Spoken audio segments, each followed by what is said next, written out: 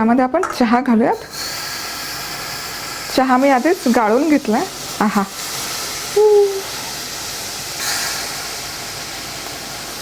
जबरदस्त.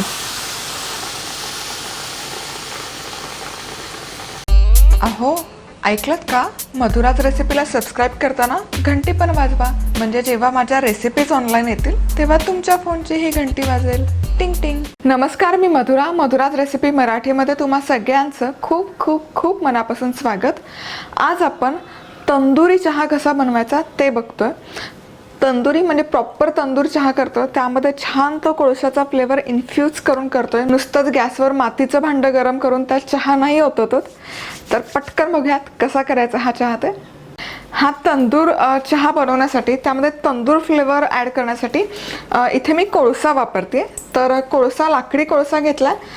खाली एक जाळी ठेवायची, गॅसवर एक जाळी ठेवायची जी साधारण फुलका वगैरे भाजण्यासाठी आपण वापरतो, आणि त्यावर काही 4 ते 5 कोळशाचे पीस ठेवायचे. गॅस चालू करायचा आणि एक 5 ते 6 मिनिट कोळसे आधी आपण व्यवस्थित गरम करून घेऊयात. यामुळे काय होतं, ते जे मातीचं भांडं आपण वापरणार आहोत त्यामध्ये ॲक्च्युअल तो तंदूर फ्लेवर यायला मदत होते.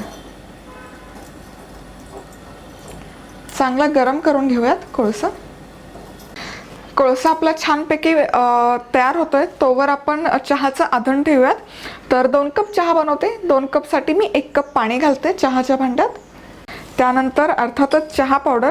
तर सर्वसाधारणपणे 1 कप चहासाठी 1 टीस्पून मी चहा पावडर वापरत असते. तर 2 कप चहाला 2 चमचे चहा पावडर. त्याचबरोबर 4 चमचे साखर. आधी याला एक उकळी आणून घेऊयात. आता मस्तपैकी उकळी आलेली आहे आधनला. आता आपण यामध्ये चहाचा मसाला घालणार आहोत. गेल्या एपिसोडमध्ये मी याची रेसिपी दाखवलेली आहे, तोच मसाला आहे हा. तर साधारण 1 कपसाठी 1 चमचा मसाला मी वापरत असते. चहा उकळतोय आणि आता इथे जवळजवळ एक 5-6 मिनिट झालेले आहेत. हा कोळसाही छान गरम झालेला आहे. मस्त खूप छान फ्लेवर येतो भाजलेला कोळशाचा, आणि त्यात पाऊस पडत असेल.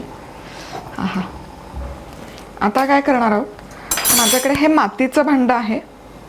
तर हे जे मातीचं भांडं आहे हे मी या कोळसा थोडासा बाजूला करते, त्याच्यावर ठेवते, म्हणजे मग ते कोळशाच्या फ्लेवरमध्ये भांडं गरम होईल. चला तर मग चहाला मस्त उकळी आलेली आहे. आता 2 कप चहा बनवण्यासाठी मी इथे 1 कप दूध घालते.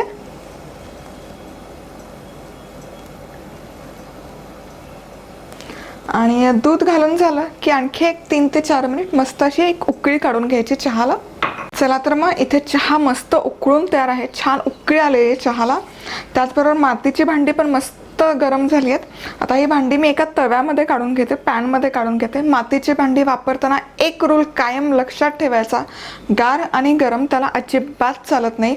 तवा मी इथे एक 5 मिनिट गरम करून घेतलाय आणि गरम तव्यावरच आपण गरम भांडं ठेवतोय.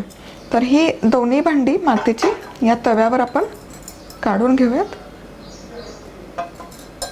आणि आता सगळ्यात गमतीचा भाग म्हणजे यामध्ये आपण चहा घालूयात.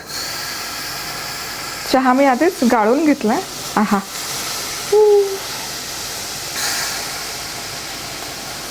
जबरदस्त.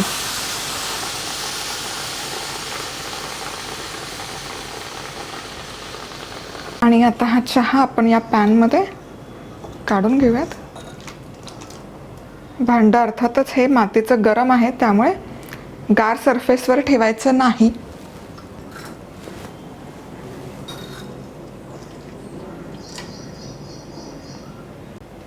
आणि मस्त हा फ्लेवरफुल चहा आपण इथे, माझ्याकडे मातीचे मस्त क्यूट असे कप आहेत यामध्ये काढून घेऊयात. आहा,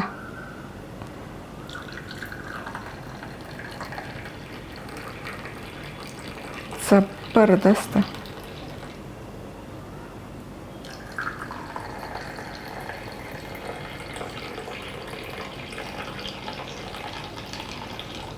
चला तर मग तंदूर चहा बनवून इथे तयार आहे.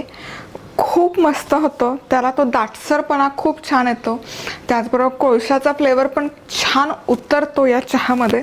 घरी नक्की बनवून बघा. कोळसा अवेलेबल नसेल, इन दॅट केस तुम्ही डायरेक्ट गॅसवर ते मातीचं भांडं गरम करून चहा बनवला, काहीच हरकत नाही. फक्त मातीची भांडी वापरताना जी काळजी घ्यायची, तसं गार आणि गरमचं कॉम्बिनेशन अजिबात करायचं नाही. गरम गरम गॅसवरून काढलेलं भांडं डायरेक्ट प्लॅटफॉर्मवर, थंड प्लॅटफॉर्मवर ठेवायचं नाही. तो जो पॅन किंवा काही बेस जो तुम्ही वापरताय तो पण थोडासा गरम करून घ्यायचा. तर आज वेळात वेळ काढून तुम्ही ही रेसिपी पाहिल्याबद्दल तुम्हा सगळ्यांचे खूप खूप खूप मनापासून धन्यवाद. पुन्हा भेटूयात अशाच एका छानशा रेसिपीबरोबर. तोपर्यंत मस्त राहा, खुश राहा, आनंदी राहा आणि सगळ्यात महत्त्वाचं खात राहा.